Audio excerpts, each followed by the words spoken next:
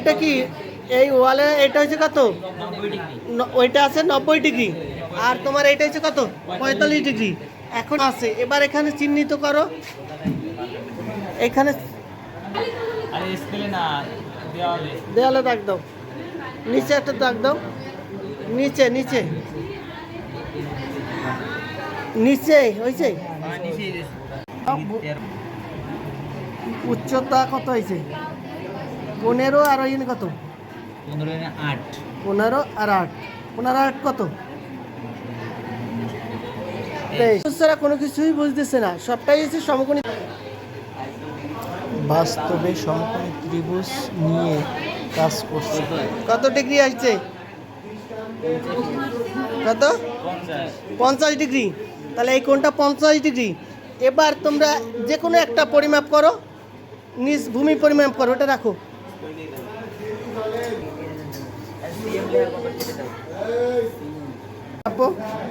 30 কোয়ানে বলছি, 30 হয়েছে এই পর্যন্ত, এই থেকে। হ্যাঁ, সঠিক মাপ যদি না আসে তাহলে রেজাল্টটা তোমার সঠিক আসবে না, কিন্তু মাপো 30। আবার ওইখান থেকে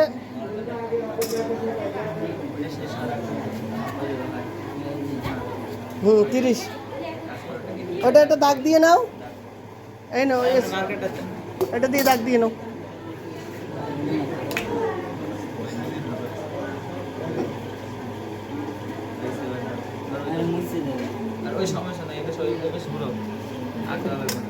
আমি কইছি এটা উল্টা করো।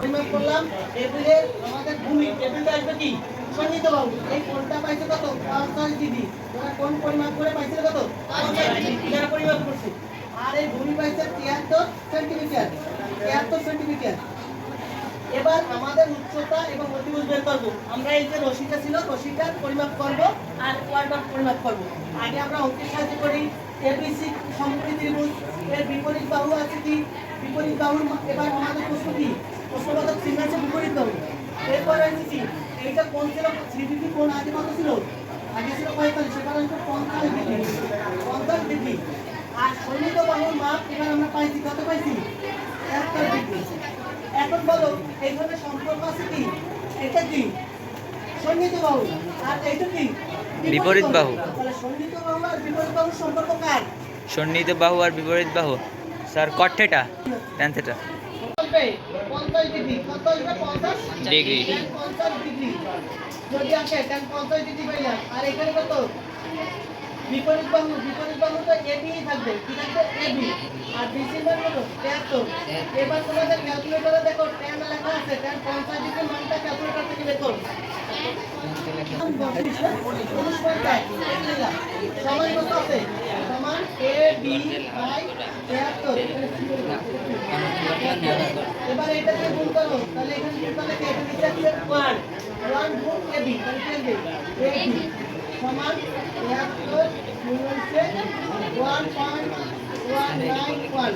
এবার গুণফল বের করো ক্যালকুলেটরে। আর গুণ করো 943। এটা প্রায় আসে, এটা সবসময় প্রায় লিখতে হয়, কারণ এখানে টান আসবে না। না স্যার পিছনে। এখন যদি আমাদের উচ্চতা এখান থেকে মেপে পাই ওইটা, তাহলে বলবো আমাদের অঙ্ক বইতে যা বলছে বাস্তবে ঠিক আছে। ওইখানে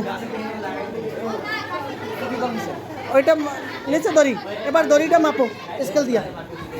ওই দাগ দাও, ওই দাগ পর্যন্ত দাও।